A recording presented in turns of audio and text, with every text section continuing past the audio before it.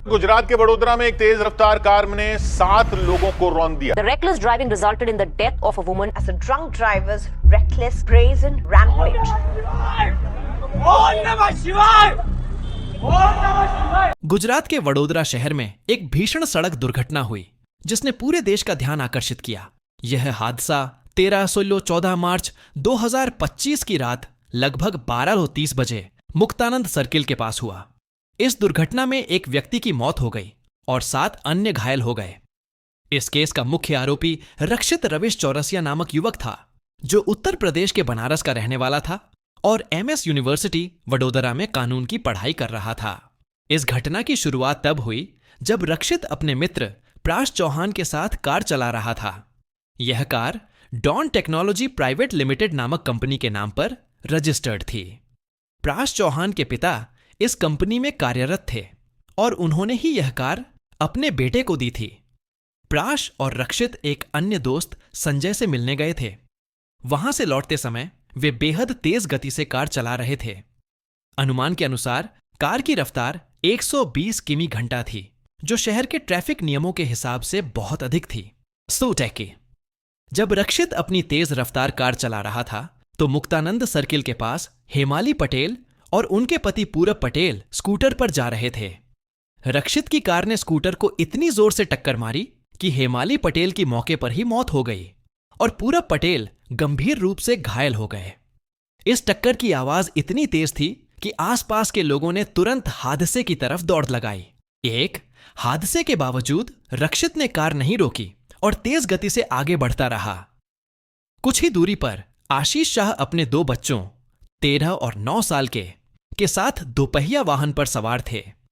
रक्षित की कार ने उनके वाहन को टक्कर मार दी, जिससे तीनों बुरी तरह घायल हो गए। इसके बाद कार ने एक और दोपहिया वाहन को टक्कर मारी, जिसमें 2 अन्य लोग घायल हो गए। यह हादसा बेहद भीषण था और सड़क पर चीख पुकार मच गई। हादसे के तुरंत बाद जब रक्षित ने देखा कि भीड़ उसकी ओर बढ़ रही है तो वह घबरा गया। उसने बचने के लिए भीड़ को भ्रमित करने की कोशिश की। 1. ध्यान भटकाने की कोशिश। वह कार से बाहर निकला और जोर जोर से ओम नमः शिवाय चिल्लाने लगा। यह देखकर कुछ लोग भ्रमित हो गए और 2 कदम पीछे हट गए, लेकिन जब लोगों ने घायलों को देखा तो वे और अधिक गुस्से में आ गए। भीड़ द्वारा पिटाई। लोगों ने उसे पहचान लिया कि वही इस भयानक दुर्घटना का जिम्मेदार था। गुस्साई भीड़ ने रक्षित को घेर लिया और उसकी बुरी तरह पिटाई कर दी। किसी तरह कुछ लोगों ने उसे बचाया और पुलिस को सौंप दिया। यह पूरी घटना CCTV कैमरों में कैद हो गई थी, जिससे साफ पता चला कि रक्षित ने लापरवाही से गाड़ी चलाई थी। इसके अलावा कुछ लोगों ने मोबाइल से वीडियो रिकॉर्ड कर सोशल मीडिया पर अपलोड कर दिया। वीडियो तेजी से वायरल हुआ और पूरे देश में इस घटना पर चर्चा शुरू हो गई। सोशल मीडिया पर लोग इस पर बहस करने लगे कि क्या कानून सबके लिए समान है या अमीर घर के बच्चों को अलग तरीके से ट्रीट किया जाता है। पुलिस कार्रवाई और जांच। 1. FIR दर्ज। इस घटना के बाद पुलिस ने करेली पुलिस स्टेशन में मामला दर्ज किया। रक्षित और उसके दोस्त प्राश चौहान दोनों को हिरासत में ले लिया गया।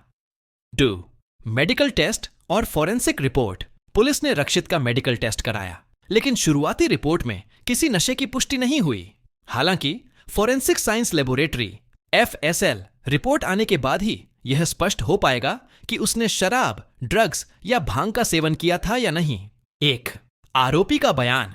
जब पुलिस ने रक्षित से पूछताछ की तो उसने कहा कि मेरे सामने अचानक गड्ढा आ गया था, इसीलिए मेरी गाड़ी अनियंत्रित हो गई।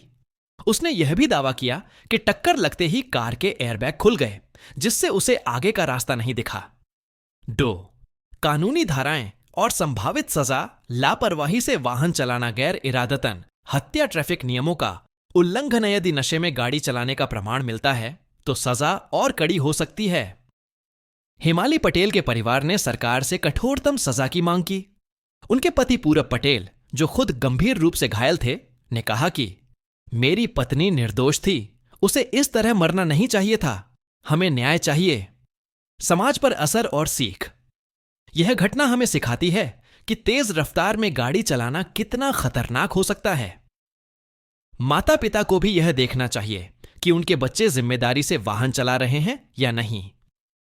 कानूनी एजेंसियों को यह सुनिश्चित करना चाहिए कि हर किसी के लिए एक समान न्याय हो, चाहे वह किसी भी परिवार से हो। वडोदरा पोर्शे एक्सीडेंट केस ने एक बार फिर यह साबित कर दिया कि लापरवाही और तेज रफ्तार वाहन चलाना न केवल आपके लिए बल्कि दूसरों के लिए भी घातक हो सकता है। इस मामले में पुलिस जांच कर रही है और आरोपी के खिलाफ चार्जशीट तैयार की जा रही है। इस घटना से हमें यह सीखना चाहिए कि सड़क पर जिम्मेदारी से वाहन चलाना बेहद जरूरी है। कानून को और भी सख्त बनाने की जरूरत है ताकि इस तरह की दुर्घटनाओं को रोका जा सके और दोषियों को जल्द से जल्द सजा मिले। जय हिंद, जय भारत।